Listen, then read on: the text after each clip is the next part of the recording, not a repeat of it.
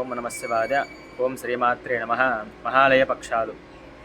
ఈ మహాలయ పక్షాల్లో మాత్రమే మనం పితృకార్యాలు ఎందుకు చేస్తాము? అసలు ఈ మహాలయ పక్షాలు ఏర్పడడానికి కారణం ఏమిటి అంటే, మనకి కురుక్షేత్ర యుద్ధం జరిగినప్పుడు కర్ణుడు లాంటి మహాయోధులు అందరూ కూడా మరణించడం జరిగింది. అంటే వారు ఎన్ని పాపాలు చేసినా యుద్ధంలో వీరమరణం ఎవరైతే పొందుతారో వారికి స్వర్గప్రాప్తి కలుగుతుందని చెప్పేసి మన శాస్త్రం చెప్తుంది.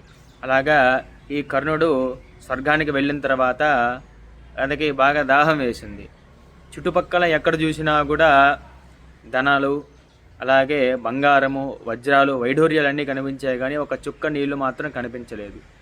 ఎందుకని చెప్పేసి ఇంద్రుడిని అడిగితే అప్పుడు ఇంద్రుడు చెప్తాడు, అయ్యా నువ్వు దాన ధర్మాలుగా ఏమి చేశావు అంటే ఈ రత్నాలు, మణిమాణిక్యాలు, బంగారాన్ని దానం చేశావు, కానీ ఈ జలము, అన్నము అవన్నీ కూడా నువ్వు దానము చేయలేదు.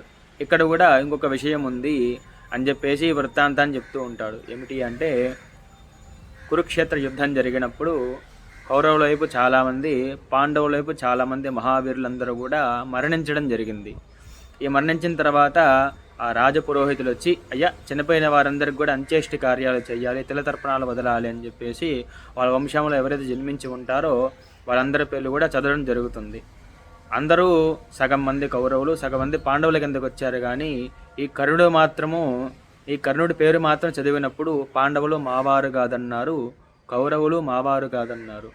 అప్పుడు సందిగ్ధంలో పడ్డారు. అసలు ఇతను ఏ జాతి, అసలు దేనికి చెందినవాడు అంటే అప్పుడు కుంతీదేవి వచ్చి చెప్తుంది, అయ్యా ఈ కర్ణుడు ఎవరో కాదు, సాక్షాత్తు నా పెద్ద బిడ్డను, నీకు అన్నవరస అవుతాడని చెప్పేసి ఆ కుంతీదేవి చెప్పడం జరుగుతుంది.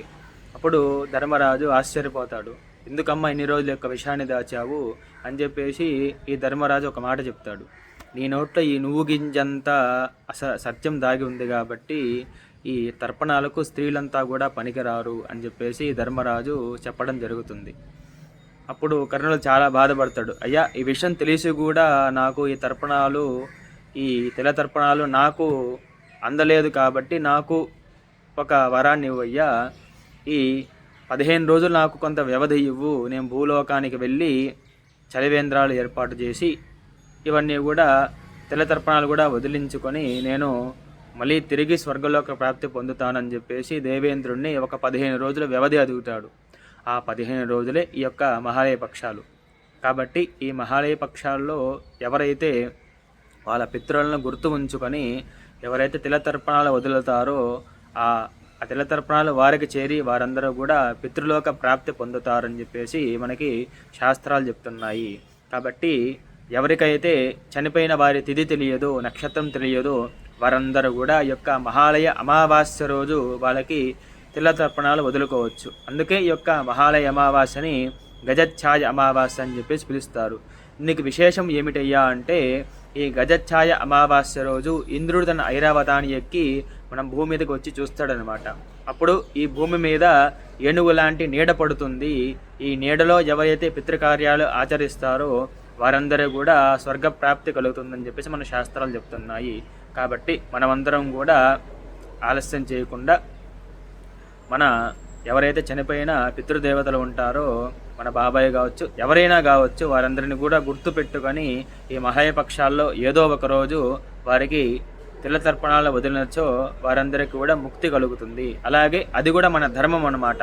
అంటే వాళ్ళందరూ కూడా మనల్ని ఆడించుంటారు, మనకి మంచి మాటలు చెప్పుంటారు, మనం పెద్ద అయ్యేదానికి వారు దోహదపడి ఉంటారు. కాబట్టి ఆ కృతజ్ఞతాభావంతో వారందరికీ కూడా మనం తప్పక చేయాల్సినటువంటి కార్యాలు ఇవి. కాబట్టి ప్రతి ఒక్కరూ కూడా గమనించుకొని ఈ 15 రోజుల్లో ఏ ఒక్క రోజైనా కూడా మీ పితృదేవతలకు తిలతర్పణాలు, శ్రాద్ధాలు పెట్టండి. ఓం నమః శివాయ. ఓం శ్రీమాత్రే నమః.